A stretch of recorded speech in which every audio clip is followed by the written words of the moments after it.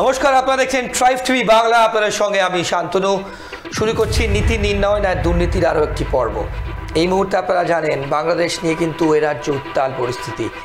এ রাজ্যে বিভিন্ন জায়গায় আমরা বিক্ষোভ দেখছি, প্রতিবাদ দেখছি এবং রাস্তায় নেমে প্রতিবাদ দেখছি। ডেপুটি হাই কমিশনের অফিসের সামনে কলকাতায়, খাস রাজপথে কলকাতায়, মহানগরেও কিন্তু বিক্ষোভ, টায়ার চালিয়ে বিক্ষোভ দেখছি। কিন্তু বিজেপি প্রধান বিরোধী দল তারাই রাস্তায় নেমেছে, প্রতিবাদ করছে। শুভেন্দু অধিকারী পেট্রোপোল যাচ্ছেন। কিন্তু কথা হচ্ছে বিরোধী দল বিজেপি ছাড়াও বামেরা অর্থাৎ বামফ্রন্টের রোল কি? তারা কেন রাস্তায় নামছেন না? তারা কেন প্রতিবাদ করছেন না? যে প্রতিবাদ অন্যান্য রাজনৈতিক দল বলেছেন, বিশেষ করে আরজি করার ক্ষেত্রে তারাই এই আন্দোলন করেছিলেন, অর্থাৎ অতি বাম এবং বামের আন্দোলন ছিল। এই ক্ষেত্রে তারা কেন রাস্তায় নামছেন না? এই নিয়ে কিন্তু আমাদের আজকের পর্ব আপনাদের সামনে আমরা নিয়ে এসেছি এবং আমাদের সঙ্গে আছেন কনিকা ঘোষ, আমাদের আজকের অতিথি, সিপিআইএম নেত্রী আমার পাশে বসে আছেন। কনিকাদি, আপনাকে ট্রাইব টিভি বাংলা এবং নীতি নির্ণয় না দুর্নীতিতে স্বাগত। আপনি শুনলেন যেভাবে আমি এপিসোড শুরু করলাম, পর্ব শুরু করলাম, যে আপনারা আরজি কর আন্দোলনের সময় কিন্তু বিরোধী দলের অন্যান্য নেতা নেত্রীরা বলছেন যে আপনারাই শুধুমাত্র অতি বাম এবং বাম রাস্তায় নেমে প্রতিবাদ করেছেন, আন্দোলন করেছেন। কিন্তু এই ক্ষেত্রে বাংলাদেশের ক্ষেত্রে আপনাদের কোনো ট্রেস নেই কেন? তাই নেই ট্রেস। আসলে দেখার চোখটা যেমন না, তার উপরে নির্ভর করে। যারা আরজি করের আন্দোলনের এত লাখ লাখ মানুষের, কোটি কোটি মানুষের আন্দোলনকে যারা দেখতে না পেয়ে শুধু বললেন বামদের আন্দোলন, নিশ্চয়ই বামরা করেছে, অন্যরাও করেছেন, মানুষ করেছেন, দেখতে পেলেন না তারা ভালো। আমার তো খুব ভালো লাগছে ভেবে যে বামদের তারা দেখতে পান, কারণ তাদের ম্যাগনিফাইং গ্লাস দিয়ে দেখতে হয় বলেন, দূরবীন দিয়ে দেখতে হয় বলেন, তারা বামদের দেখতে পাচ্ছেন আরজি করের আন্দোলনে। মানুষ দেখতে পেলেন না যে শত শত লাখ লাখ মানুষ কোনো রকম ঝান্ডা ছাড়া শাসক তোমার কে হয়, ধর্ষক তোমার কে হয়, শাসক তোমার কিসের ভয় বলল, দেখতে পেলেন না? তিলোত্তমার রক্ত চোখ, আঁধার রাতের মশাল হোক, যে সাধারণ মানুষরা বললেন তাদের দেখতে পেলেন না, শুধু বামেদের দেখলেন। ভালো লাগছে যে অত লাখো লাখো মানুষ তারা যদি বাম হন তাহলে তো ভালো কথা, তাহলে তো নিশ্চিত করে আমাদের সেটা ভালো লাগার কথা। কনিকা দি, একটা কথা বলি, আপনি যে এক্ষুনি বললেন এত লাখ লাখ মানুষ যদি বাম হন, এর রিফ্লেকশন আলটিমেটলি ভোটের বাক্স মানে ইভিএমে কেন পড়ছে না? আমি তো তাই বলছি যে ওটা বাম ডানের প্রশ্ন নয়। ধর্ম, মত, জাতি, বয়স সমস্ত নির্বিশেষে আরজি করে যে নৃশংস ঘটনা, তার বিরুদ্ধে মানুষ পথে নেমেছিলেন। কেন বলুন তো শাসক তৃণমূলের এরকম মনে হচ্ছে? কেন? তার মানে তারা ছিলেন না। তারা কেন পক্ষ নিয়েছেন ধর্ষকের? তারা কেন পক্ষ নিয়েছেন যারা দুর্নীতি করলো তাদের? তারা কেন পক্ষ নিয়েছেন স্বাস্থ্য ব্যবস্থাটা যারা ভেঙে চুরে তছনছ করে দিচ্ছেন তাদের? তাই জন্য তো তাদের মনে হচ্ছে এই দুর্নীতি আপনাদের আমলে ছিল না কনিকাদি? এই দুর্নীতি, হ্যাঁ তো দুর্নীতি না, এটা তো ট্র্যাডিশন। মানে এখানে অন্যান্য অতিথিরা বিভিন্ন রাজনৈতিক দলের এসেছেন, তারা বলছেন দুর্নীতি ইজ ফরওয়ার্ডেড। কারা কি বলেছেন জানি না, কারা কি বলেছেন। তখনও টেলিভিশন ছিল, সব কিছু ছিল, মাত্র 11 বছর আগে, 12 বছর, 13, এখন 14 বছর আগে মাত্র। টেলিভিশন ছিল না তা না, কোনো মাধ্যম, গণমাধ্যম ছিল না তা না। আরজি করের মতন এরকম দুর্নীতি, স্বাস্থ্য ব্যবস্থার এরকম দুর্নীতি, শিক্ষা ব্যবস্থায় এরকম দুর্নীতি, চাকরিতে এরকম দুর্নীতি না, ছিল না। একটা সমাজ ব্যবস্থায় চলতে গিয়ে এই সমাজ ব্যবস্থায় কোনো সরকার যে কোনো ধরনের থাকতে গেলে কিছু দুর্নীতি আসতেই পারে। অ্যাটিটিউডটা কি সেই দুর্নীতির প্রতি? সেই দুর্নীতিকে প্রশ্রয় দেওয়া হচ্ছে? সেই দুর্নীতিতে যারা দুর্নীতি করছে তাদের পক্ষ নেওয়া হচ্ছে, নাকি যারা দুর্নীতি করছে তাদের জন্য শাস্তি দেওয়া হচ্ছে? অ্যাটিটিউডটা কি? দুর্নীতি হবে না তা না, সেই দুর্নীতির প্রতি অ্যাটিটিউড কি? বামফ্রন্টের, বামপন্থীদের অ্যাটিটিউড ছিল যারা দুর্নীতি করবে সে যেই হোক না কেন, কোনো রং না দেখে তাদের জন্য শাস্তির ব্যবস্থা করা, যেটা আজকের দিনে তৃণমূলের সময় উঠে গেছে। আর সেই কারণেই ওরা এত বলছেন, সেই কারণেই আরজি করের আন্দোলন নিয়ে এত ভয় পাচ্ছেন যে কারা করলো, কি করলো, কেন করলো। What is this? আমি তো মনে করি মানুষকে অপমান করছেন। যে মানুষ, অসংখ্য মানুষ যাদের কোনো রাজনৈতিক রং হয়তো নেই, যারা কখনো ভেবে ভেবে ঠিক করেন কি করবেন, তারার পথে নেমেছেন। স্বাধীনতার পর থেকে তো এরকম গণজাগরণ পশ্চিমবঙ্গে হয়নি। যারা বয়স্ক মানুষ তারা সবাই বলেছেন। তাহলে কিসে দেখছেন, কি কারণে দেখছেন? চাই দেখুন না কেন, সেটাই কথা। ওরা আসলে সত্যি ভয় পেয়েছেন। বেশ, কর্ণিকাদি যদি ভয়ের প্রসঙ্গে আপনি বলেন, আর কয়েক বছর মানে 1 বছর পরে কিন্তু বিধানসভা ভোট, আমি সে প্রসঙ্গে পরে জিজ্ঞেস করবো আপনাকে স্পেসিফিক্যালি, কিন্তু এখন এই মুহূর্তে দাঁড়িয়ে বাংলাদেশ নিয়ে প্রধান বিরোধী দল প্রথম দিকে এই ঘটনা ঘটার প্রথম দিকে কিন্তু তারা বলছেন যে তারা রাস্তায় নেমে প্রতিবাদ করলেন, আইএসএফ রাস্তায় নেমে প্রতিবাদ করলেন। আজ পর্যন্ত আপনাদের কর্মসূচি যদি একটু দর্শকদের বলেন। আচ্ছা, সেটা হলো যে আমাদের তো বিভিন্ন জায়গায় শুধুমাত্র একটা টোকেন কর্মসূচি করে আমরা কোথাও থেমে যাই না। টোকেন কর্মসূচি বলতে কোনো একটা নির্দিষ্ট জায়গায় একটা কর্মসূচি করলাম, একটু বৈদ্যুতিন মাধ্যম, একটু প্রচার মাধ্যম দেখালো, বাস শেষ হয়ে গেল না। আমাদের কর্মসূচি নিচু তলায়, মানুষের মধ্যে, সকলের মধ্যে দেখতে পাবেন না, নাই দেখতে পেতে পারে। এলাকায় এলাকায় আমি যে অঞ্চলে থাকি, আমি নিজে কালকে মোহিত মৈত্র মঞ্চে আমাদের একটা কর্মসূচি ছিল, আমাদের একটা নিজেদের দলের। তারপরে সেখান থেকে পাইকপাড়া পর্যন্ত এর বিরুদ্ধে আমরা সিপিআইএম কাশীপুর বেলগাছিয়ার পক্ষ থেকে একটা নির্দিষ্ট অঞ্চল থেকে আমরা সেখানে মিছিল করলাম, প্রতিবাদ মিছিল।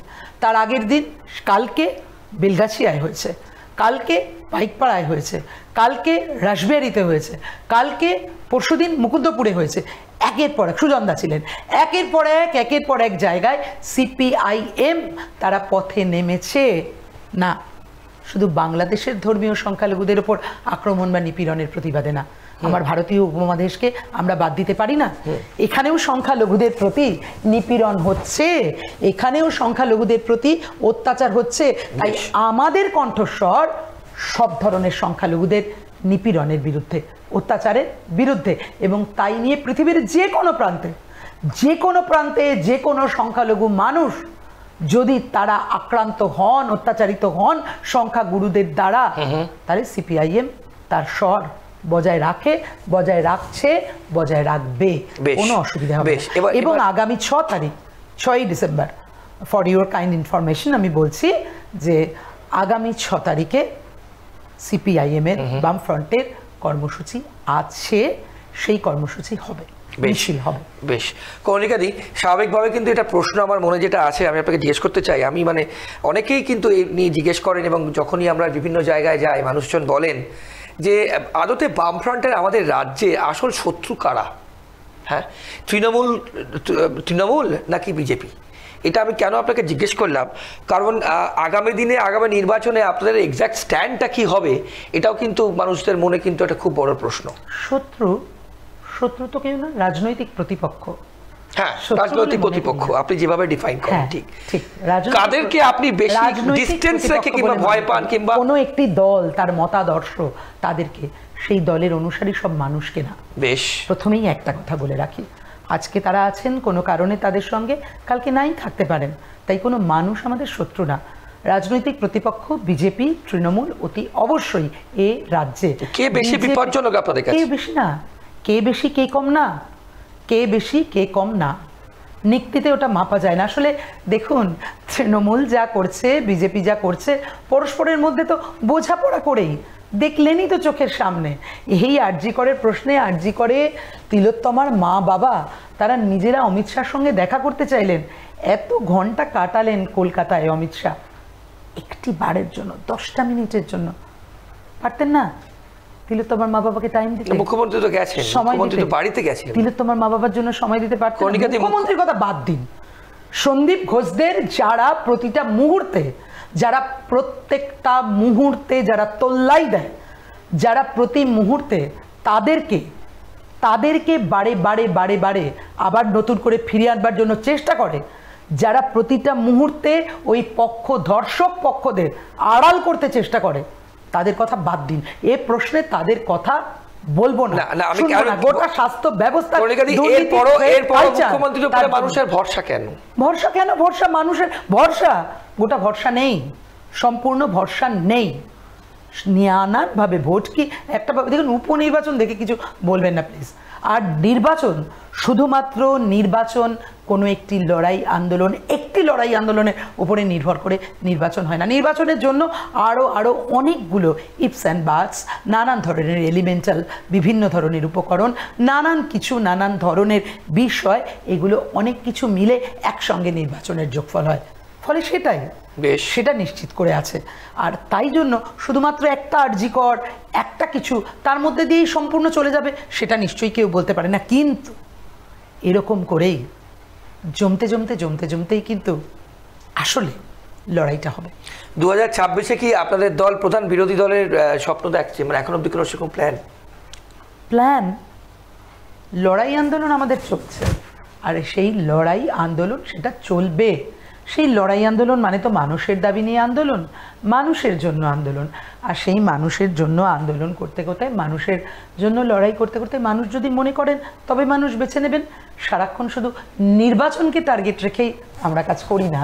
তাহলে তো ধরুন 2011-তে পরে যেভাবে হামলা হয়েছে আমাদের উপর, যেভাবে মিথ্যে মামলা হয়েছে, তারপরেও এই 14 বছর তো তাহলে বদলা নয় বদল চাই তো বলেছিলেন মাননীয়া, কিন্তু আসলে তো অন্যরকম হয়েছে।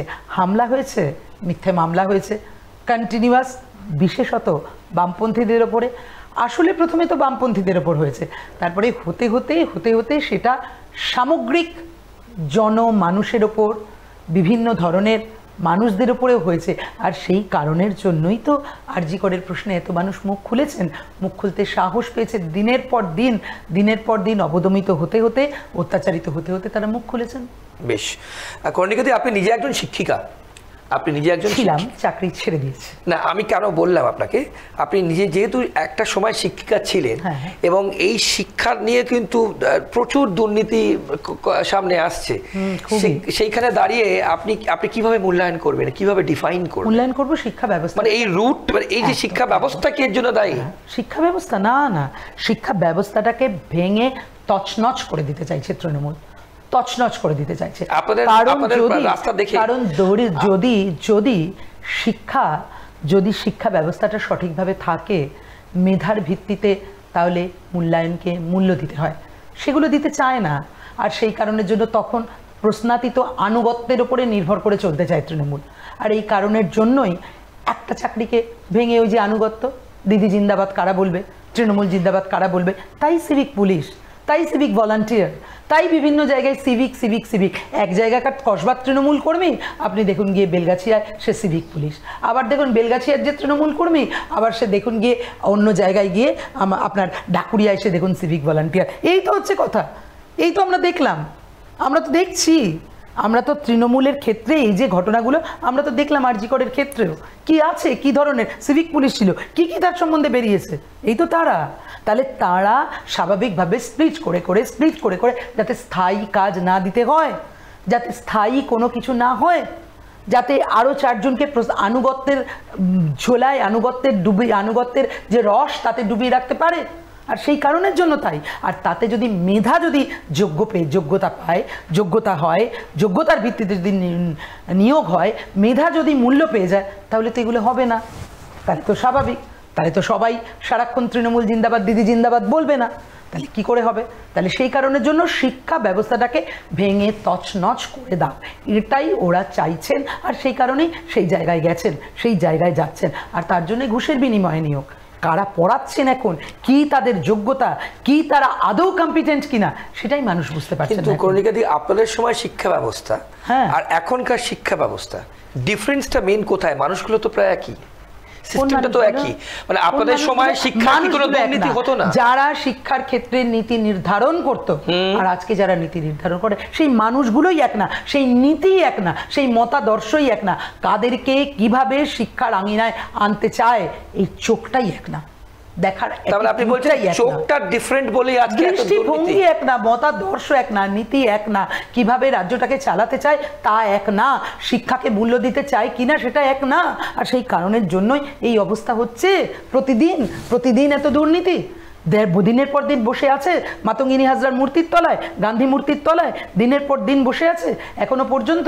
একটার পর একটা ইলেকশন পেরিয়ে যাচ্ছে আর ওদের কাছে এসে প্রতিশ্রুতি দিয়ে যাচ্ছেন, আর তারপরে সেই প্রতিশ্রুতিগুলোকে বাস্তবায়িত করছেন না। This is fact.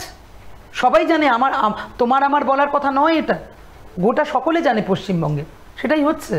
বেশ, আগামী দিনে কর্ণিকাদি কিভাবে দেখছেন রাজনৈতিকভাবে বাংলাদেশ ইস্যু নিয়ে? এখন এই মুহূর্তে যা মুভমেন্ট করছে প্রধান বিরোধী দল, সেই মুভমেন্টকে আপনারা সমর্থন করেন? আসলে প্রধান বিরোধী দলের এই নাটক, রিয়েলি নাটক কেন বলছেন? একেবারে নাটক বলবো না তো কি বলবো, যে বিজেপি যে প্রতি মুহূর্তে এ দেশে এ রাজ্যে মুসলিমদের ওপরে, সংখ্যালঘুদের ওপরে, খ্রিস্টানদের ওপরে নিপীড়ন করে, সংখ্যালঘুদের নিপীড়ন করে, তারা আবার অন্য দেশের সংখ্যালঘুদের নিয়ে কথা বলে শুধুমাত্র ধর্মের ভিত্তিতে রাজনীতিকে মেশাবে বলে। ধর্মর সঙ্গে রাজনীতি মেশানো মানেই সেখানে সাম্প্রদায়িকতা সৃষ্টি, আর সেখানে মানুষে মানুষে বিভেদ সৃষ্টি। আমরা মনে করি সংখ্যালঘুরা আক্রান্ত হলে সে ভারত হোক, সে পাকিস্তান হোক, সে আফগানিস্তান হোক, সে ইংল্যান্ড হোক, সে আমেরিকা হোক বা বাংলাদেশ, সংখ্যালঘুরা আক্রান্ত হলে তাদের পাশে দাঁড়ানো প্রয়োজন এবং আমরা তা দাঁড়াই। আপনারা কি কেন্দ্রীয় সরকারের স্ট্যান্ডকে সমর্থন করছেন? মুখ্যমন্ত্রী বলেছেন কেন্দ্রীয় সরকার যা করবে, যা ডিসিশন নেবে এই ক্ষেত্রে তারা তাদের পাশে আছে। দেখুন, কেন্দ্রীয় সরকারের সঙ্গে রাজ্য সরকার এসে তো দেখছেনই, আরএসএস প্রধান মোহন ভাগবত এসে বলে গেলেন আরজি করের প্রশ্নে রাজ্য সরকার যা নেবেন তাদের প্রতি তার নিঃশর্ত সমর্থন আছে। দেখছেনই তাই প্রতি মুহূর্তে। এই আজকে মোহন ভাগবত, কালকে মোহন ভাগবতরা নিদান দিয়েছেন হিন্দুদেরকে 3টে করে বাচ্চার জন্ম দিতে হবে, ওরাই ঠিক করে দেবেন সব, কে কি পড়বেন, খাবেন, কে কটা বাচ্চার জন্ম দেবেন, সব ওরা ঠিক করে দেবেন। এই আর সেই আরএসএস পরিচালিত বিজেপি, সেই সরকার, তারা বাংলাদেশের সংখ্যালঘুর প্রশ্নে শুধু যারা বারে বারে ধর্মের ভিত্তিতে এনআরসি করতে চায়, ধর্মের ভিত্তিতে নাগরিকত্ব করতে চায়, তার প্রশ্নে এখন মমতা ব্যানার্জি বলছেন পাশে দাঁড়াচ্ছেন। ওনার দ্বিচারিতা, তো এরকম দ্বিচারিতা ওনাদের কাজে মুহূর্তে মুহূর্তে, এটাই দুর্নীতি। আসলে এগুলোই দুর্নীতি। দুর্নীতি মানে শুধু টাকা খাওয়া, ঘুষ খাওয়া না। দুর্নীতি মানে হচ্ছে যে যেটা আসলে দরকার, যে প্রশ্নে যা নীতি নেয়া সেটা না নেয়, এগুলোই দুর্নীতি। এগুলো তো দুর্নীতি স্বাভাবিকভাবে, এভাবেই চলছে রাজ্যে। কর্ণিকাদি, মহিলা ভোট কিন্তু আমাদের এই রাজ্যে একটা খুব বড় অ্যাসেট বলা যায়, অ্যাসেট বলবো না, এটা একটা খুব বড় পরিসংখ্যানের দিক থেকে একদমই। সেক্ষেত্রে এই যে মহিলা ভোট একদম কমপ্লিটলি সুইং এখনো পর্যন্ত কিন্তু ইন্ট্যাক্ট রাখতে পারছে তৃণমূল কংগ্রেস, এবং এত দুর্নীতির পরেও, বিশেষ করে আরজি কর আন্দোলনের ক্ষেত্রের পর আমরা উপনির্বাচন দেখেছি, যদিও উপনির্বাচন কোনো মাপকাঠি নয়, বেঞ্চমার্ক নয়, মানলাম, কিন্তু এই মহিলা ভোট এত একজন মহিলা মুখ্যমন্ত্রী বলেই, নাকি তার অনুদান, নাকি তার দৃষ্টিভঙ্গি, তার প্রকল্প, না লক্ষ্মীর ভান্ডার, কোনটা? না, আপনি একজন নিজে মহিলা এবং শিক্ষিকা ছিলেন। আচ্ছা, যাই বলি, মহিলা ভোট কিছুটা নিশ্চয়ই আছে, কিন্তু তৃণমূলের যে মহিলা ভোট ছিল সেই মহিলা ভোট কিন্তু এখন এত থাকছে না। কারণ যে পরিমাণ দেখবেন যে জায়গায় যা বিরোধীরা ভোট পেয়েছে, এই গোটা যদি বিরোধী ভোট একত্র করেন, গোটা বিরোধী ভোট, আমি সেই একত্রিত ভোট কিন্তু তৃণমূলের যা মোট ভোট তার থেকে বেশি। অর্থাৎ রাজ্যের বেশিরভাগ মানুষ তারা তৃণমূলের আজকে বিরোধী। বিজেপিকে কেউ চায় না, কেউ বামকে চায় না, সেটা হতে পারে, কিন্তু তারা বিরোধী। তাহলে এই যে বেশিরভাগ, এই যে একটা বড় অংশ বিরোধী মানুষ, তার মধ্যে মহিলা আছে, তাহলে তা যদি হয়, তাহলে মহিলারা মাত্র তৃণমূলের পক্ষের ভোটে ইন্ট্যাক্ট রয়েছে। This is not the feature, এটা ফিচার নয়। এবং দেখবেন বারে বারে যখন আরজি করের প্রশ্নও বলুন বা যে কোনো একটা লড়াই আন্দোলন যেটা তৃণমূলের বিরুদ্ধে হচ্ছে, তাতে মানুষ বলছেন, আমরা যখন গ্রামে গেছি, আমরা যখন এই আরজি করের প্রশ্ন নিয়ে যখন কথা বলেছি, যখন আমরা গ্রামে ইত্যাদি যাই, বিভিন্ন সময় কথা বলেছি, বলছে যে যদি ঠিক একদম যদি বলেন মাইনরিটির একজন মহিলা, অত হয়তো শিক্ষিতও নন, তাও তিনি বলছেন এই কথা যে যদি আমাকে কেউ কিছু দেয়, দেখুন প্রকল্পের ভিত্তিতে অনুদান, সেটা তো গরিব মানুষের পাওয়াটা তার নিজের অধিকার। গরিব মানুষকে সরকার পরিষেবা দেবেন, এটা তো সরকারের কর্তব্য। ওনারা দাতা আর এরা গ্রহীতা, ব্যাপারটা এরম না। দয়া করছেন তা কিন্তু না, স্বাভাবিক, এটা তো দিতেই হবে, সরকার তো ওই জন্যই, সরকার তো গার্ডিয়ান। ফলে স্বাভাবিকভাবেই তারাও কিন্তু এই কথা বলছেন। অনেকে তো একে পাচ্ছেন না, পাননি, এসব কথা বাদ দিন, যারাও পেয়েছেন তারাও বলছেন বা তাই বলে কি তাই বলে কেউ যদি আমাকে কিছু দেয় তাই বলে সে কোনো অন্যায় করলে বলতে পারবো না? এটাই তো আজকের কথা, মানুষের কথা। যে যদি কে দিচ্ছে? সরকার। সরকার মানে কাদের? আমারই টাকায় আমাকে দিচ্ছে, ট্যাক্সের টাকায়। আমি চা খাই সকালবেলা, সেই চা থেকে শুরু করে রাত্রিবেলা শুতে যাই সেই চাদরের সুতো পর্যন্ত, প্রত্যেকটা জিনিসের উপর ট্যাক্স দিই, সেই ট্যাক্সের টাকা সরকারের টাকা। একজন দেশলাই জ্বালায়, তার প্রতিও তার লোকাল ট্যাক্স এক্সট্রা তাকে দিতে হয়। তাহলে স্বাভাবিকভাবে যখন আমারই টাকা নিয়ে আমাকে তুমি দিচ্ছ, কি দিচ্ছ? প্রকল্প।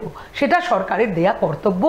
আর সেক্ষেত্রে যদি সেখানে তারপরে যদি কোনো অন্যায় হয়, তারপরে যদি কোনো ভুল হয়, আর সেখানে মানুষ বলবে না, এটা যদি কেউ মনে করে থাকেন তাহলে তিনি মূর্খের সঙ্গে বাস করছেন।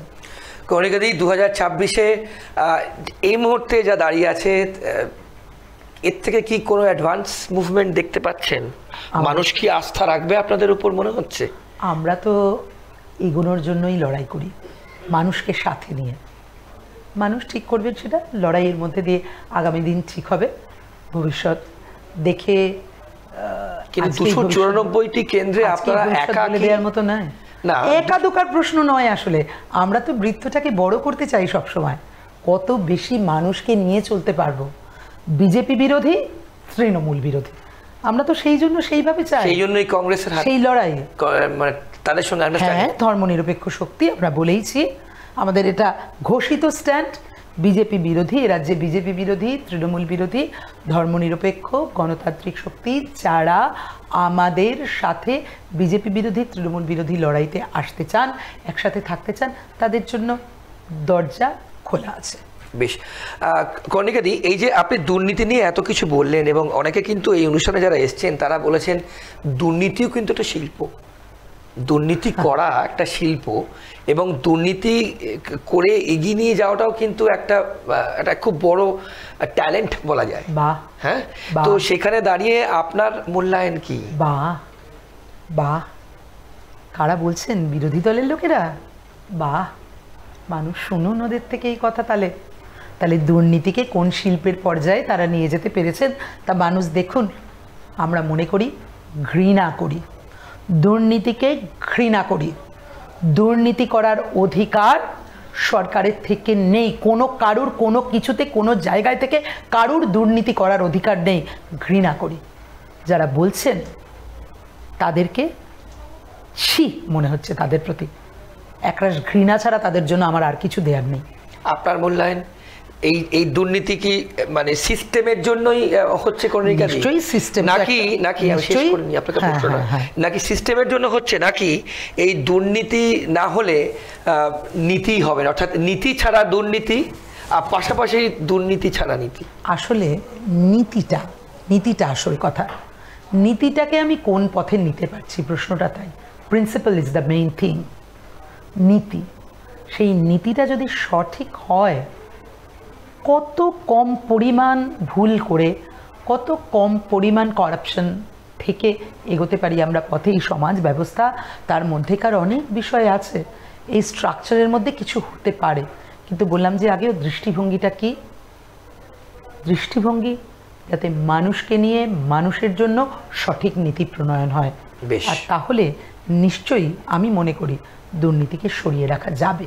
বেশ, একদম আমাদের সময় শেষ। কর্ণিকাদি, শেষ প্রশ্ন করব, মানুষজন বামফ্রন্টের থেকে আগামী দিনে কি এক্সপেক্ট করতে পারেন, কি আশা করতে পারেন? মানুষের জন্য যত ভোট এগোবে, মানুষের জন্য ভোট এগোবে এটা আমি বলছি না। দেখুন, শুধু প্রত্যেক দিন মানুষের জন্য লড়াই, মানুষের অধিকার, মানুষের জীবন জীবিকা, মানুষের ভালো, মানুষের শুভ, তার জন্য লড়াই, আন্দোলন, মানুষকে সাথে নিয়ে চলা, যাতে চলতে পারা যায় প্রত্যেক মানুষকে নিয়ে সামনের দিকে, বেশ সবাইকে নিয়ে। বেশ, অনেক ধন্যবাদ আপনার সময়ের জন্য, এবং আপনি যে এসছেন এবং অনেক কিছু আমরা দর্শকদের সঙ্গে শেয়ার করলেন। আমাদের অন্যান্য অনুষ্ঠানও কিন্তু যত এগোবে, অর্থাৎ যত আমরা 2026-এর দিকে এগোবো, 2025 প্রায় শেষের দিকে, আমরা কিন্তু আপনাকে আমাদের অন্যান্য অনুষ্ঠানেও কিন্তু আসার জন্য এখন থেকে আমন্ত্রণ জানিয়ে রাখলাম। নিশ্চয়ই পারলে নিশ্চয়ই আসবো। নমস্কার, অনেক ধন্যবাদ আপনার সময়ের জন্য। আপনাদের প্রত্যেককে অসংখ্য ধন্যবাদ আপনাদের সময়ের জন্য। নীতি নির্ণয় না দুর্নীতি, এরকমভাবে কিন্তু আপনাদের সামনে আমরা আসবো, অন্যান্য অতিথিদের নিয়ে আসবো, তারা কি বলছেন, তাদের বক্তব্য কী এবং তারা কীভাবে মূল্যায়ন করছেন এই সমাজের এই সামাজিক অনুষ্ঠানকে, আমরা সেটাও কিন্তু আপনাদের সামনে তুলে ধরবো। ভালো থাকবেন, আর অন্যান্য সব খবরের জন্য আপনাদের চোখ থাকুক শুধুমাত্র ট্রাইব টিভি বাংলার পর্দায়। নমস্কার, ভালো থাকবেন।